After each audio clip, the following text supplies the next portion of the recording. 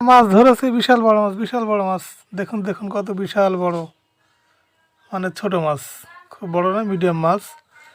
তো বন্ধুরা, আমার বাড়ির নিচে একটা ছোট্ট জলাশয় রয়েছে। তো আপনারা বুঝতে পারতেছেন যে এবছর কেমন বৃষ্টি।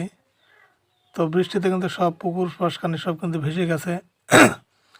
তো আমার জলাশয় কিন্তু তার ব্যতিক্রম নয়। তো বাড়িতে যে আমাদের আঞ্চলিক ভাষায় তোড়া জাল বলে, সে জাল দিয়ে কিন্তু মাছ উঠছে না, কারণ পুকুরে টাপুটুপু পানি। তো সেজন্য বাড়িতে একটা ডাকন রয়েছে আমাদের আঞ্চলিক ভাষায়, সে ডাকন দিয়ে মাছ ধরার চেষ্টা করলাম। তো ডাকন কমপ্লিট করে ছেড়ে দেওয়ার পর বাড়ি দিচ্ছি আমি নিজে, যে পুকুরে পানি অনেক। তো হাতে একটি বাঁশ রয়েছে, সে বাঁশ দিয়ে বাড়ি দিচ্ছি যেন মাছ দৌড়াদৌড়ি করতে পারে। তো সেজন্য আর কি।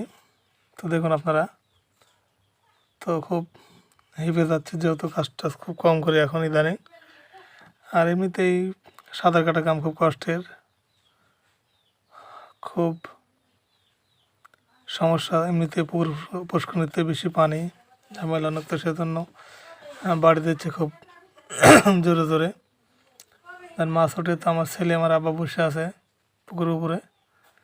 তো আমি নিচে নেমেছি, নেমে বাড়ি দিচ্ছে একটি মাছ, মনে হয় জালে বেঁধেছে।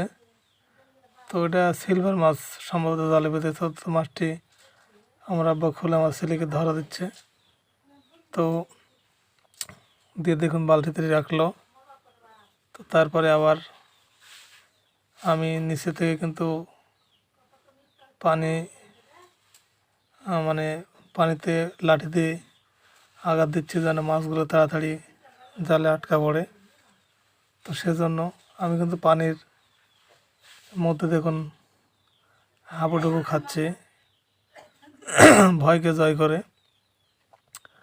যেহেতু মাছ মারা কাজ কিন্তু একটু কঠিন, যারা মাছ মারে তারা জানে যে মাছ মারা কাজ খুব কঠিন। তো এই আর কি। তো বর্ষার সময় পানিতে নেমে খুব মজা পাচ্ছি, এমনিতে পানি বেশি।